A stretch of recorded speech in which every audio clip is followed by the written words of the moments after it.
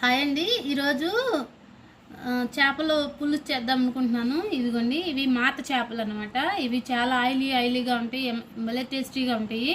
వీటిని లెమన్ కొంచెం సాల్ట్ వేసి వాష్ చేసాను, క్లీన్గా వాష్ చేసాను. దీనికి కావాల్సిన ఇంగ్రీడియంట్స్ వచ్చేసి ఆనియన్స్ అండి. ఇది వచ్చేసి ధనియాలు, చెక్క, లవంగము, ఇవి వచ్చేసి అల్లము, వెల్లుల్లి అనమాట. ఇవి మొత్తము మిక్సీకి పట్టుకోవాలన్నమాట. మిక్సీకి పట్టుకుని మసాలా పేస్ట్ తయారు చేసుకోవాలి. ఈ ఫిష్ అనేది నీట్గా క్లీన్ చేసుకుని పెట్టుకున్నాను. ఇదిగోండి, చింతపండు పులుసు ఇలా పిసుక్కుని పెట్టుకున్నాను. ఇప్పుడు తయారు చేసే విధానం చూపిస్తాను. స్టవ్ మీద కడాయి పెట్టుకున్నామండి. కడాయి కొంచెం హీట్ అవనివ్వండి. ఫిష్ కర్రీకి కొంచెం ఆయిల్ ఎక్కువే పడుతుంది. ఇప్పుడు ఆయిల్ ఎక్కువ పడుతుందండి ఫిష్ కర్రీకి.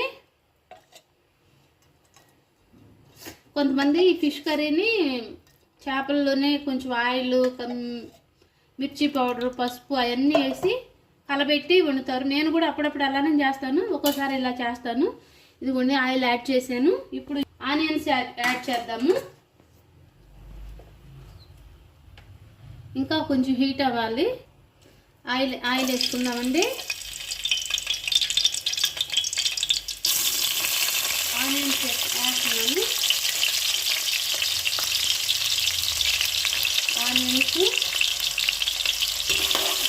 ఆనియన్స్ ఎక్కువ వేగలేదండి, జస్ట్ కొంచెం ఇలా వేస్తే సరిపోతుంది. ఎందుకంటే ఇది ఫిష్ కర్రీ పులిసే కాబట్టి పర్లేదు, ఏం పర్లేదు. కొంచెం మెత్తగా గిల్లినాక ఇందులో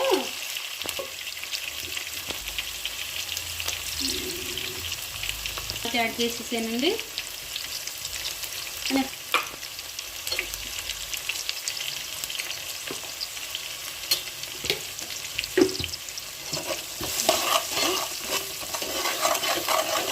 మాత ఫిష్ ఆయిలీగా ఉంటుంది, చాలా మంచి ఫిష్.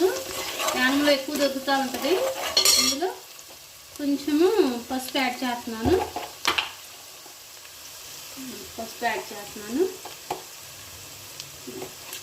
నెక్స్ట్ వచ్చేసి ధనియా పౌడర్ కూడా యాడ్ చేస్తున్నాను. ఇది ధనియా పౌడర్,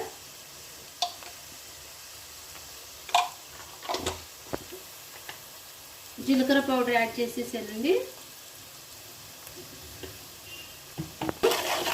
ఈ ఆనియన్స్కి పట్టేయాలన్నమాట, ఫ్రై చేసుకోవాలి. ఆనియన్స్ మసాలా అంతా ఇడ్లీ పట్టేలాగా.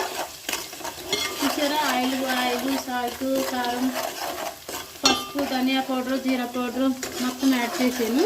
కొంచెంసేపు ఈ ఆనియన్స్ అనేవి కొంచెం వేగాల. ఆనియన్స్ బాగా వేగినాయండి. ఇప్పుడు ఇందులో చింతపండు పులుసు యాడ్ చేసుకుందాము. చింతపండు పులుసు యాడ్ చేస్తున్నాను. ఈ ఫిష్ కర్రీలో మెయిన్ చింతపండు కరెక్ట్గా వేసుకోవాలండి. కొంచెం తక్కువైనా బాగుండదు, కొంచెం ఎక్కువైనా బాగుండదు. మా అమ్మ అయితే చాలా టేస్టీగా చేస్తుంది. పులుసు యాడ్ చేస్తున్నానండి. పులుసు కూడా యాడ్ చేశాను. ఇప్పుడు మరగాలి. మరిగినాక ఇందులో ఫిష్ పీసెస్ యాడ్ చేసుకుందాము. లోపు ఆ పులుసు మరిగేలోపు మనం మసాలా తయారు చేసుకుందామండి. ఇది వచ్చి చెక్క, ధనియాలు, లవంగాలు, గసగసాలు ఉంటే ఇంకా బాగుంటుంది. గసగసాలు లేవండి, అయిపోయినాయి, అందుకే వేయలేదు. అల్లం వెల్లుల్లి ఈ పేస్ట్ సరిపోతుందండి ఫిష్ కర్రీలోకి. నేను గరం మసాలా ఇవి ఏమీ యాడ్ చేయను. ఈ పేస్ట్ వేస్తేనే చాలా టేస్టీగా ఉంటుంది. ఇప్పుడు మిక్సీ పట్టుకుందాము.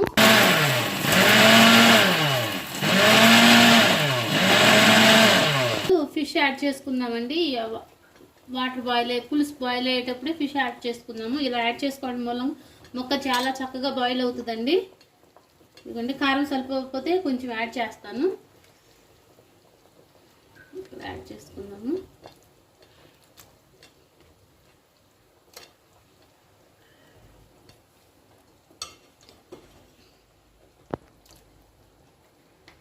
యానంలో చాలా ఫేమస్ ఫిష్ అండి ఇది, మాత. మనము గంటితో తిప్పకూడదు, ఇలా టర్న్ చేస్తే చాలు. జస్ట్ ఇలా అంటే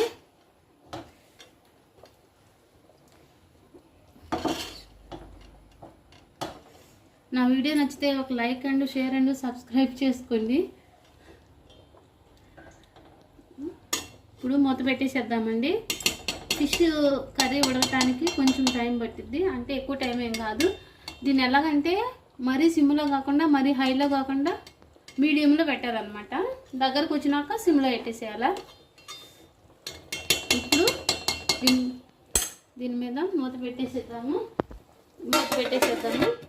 మసాలా పేస్ట్ ఈజ్ రెడీ అయిపోయిందండి. ఫిష్ కర్రీలోకి మసాలా యాడ్ చేస్తే ఫైనల్గా చాలా టేస్టీగా ఉంటుందండి.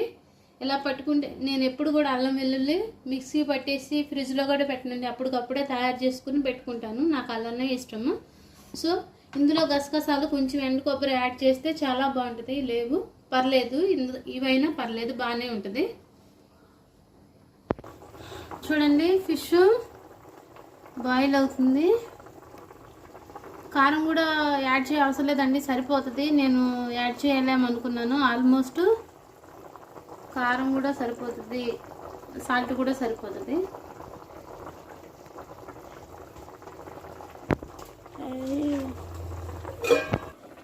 ఇలా కలుపుకుంటూ ఉండాలి. గట్టితో అసలు తిప్పకూడదండి, మొక్క అనేది స్మాష్ అవుతుంది.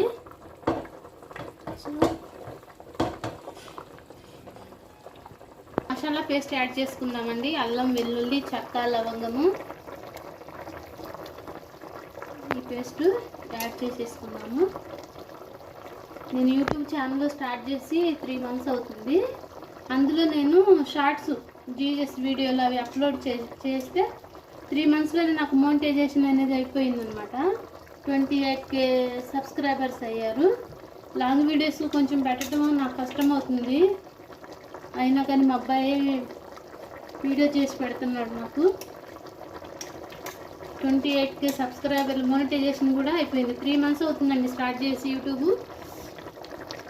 3 monthsలో మొత్తము షార్ట్స్ అనమాట. యూట్యూబ్లో జీజీఎస్ వీడియోస్ ఇవి షార్ట్స్ అప్లోడ్ చేయడం జరిగింది. మార్చి 4న మోనిటైజేషన్కి అప్లై చేసుకున్నాను.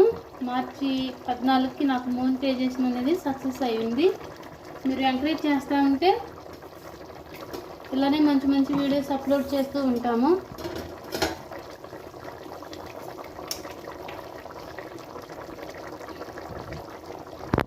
చూడండి మసాలా వేసినాక కొంచెం ఇలా కలుపుకోవాలా.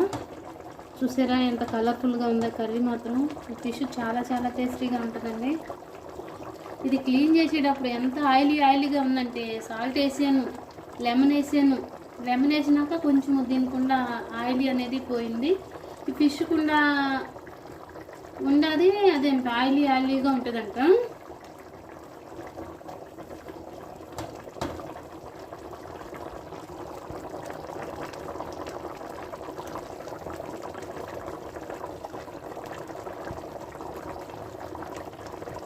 ఫిష్ కర్రీ ఆల్మోస్ట్ రెడీ అవుతుంది. కొంచెము ఇప్పుడు సిమ్లో పెడదాము. ఈ మసాలా మొత్తము ఆ గ్రేవీకి ఫిష్ ముక్కలకి పట్టేలాగా సిమ్లో పెట్టుకుందాము.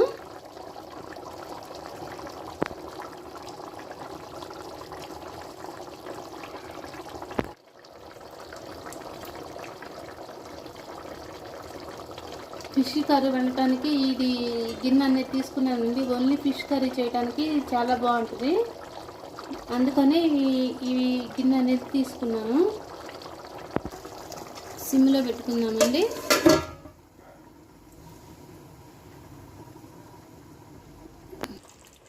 చూసారండి ఆల్మోస్ట్ ఫిష్ కర్రీ అయితే అయిపోయింది. ఇందులో ఇంకా కారం కానీ సాల్ట్ కానీ ఏమీ యాడ్ చేయ అవసరం లేదు, ఎందుకంటే ఇట్లా ఎప్పుడైతే కారము ఉప్పు కరెక్ట్గా సరిపోతాయో అలాంటప్పుడు ఇలా బబుల్స్ వస్తూ ఉంటాయి అన్నమాట. ఆయిల్ అనేది పైకి తేలుతూ ఉంటుంది.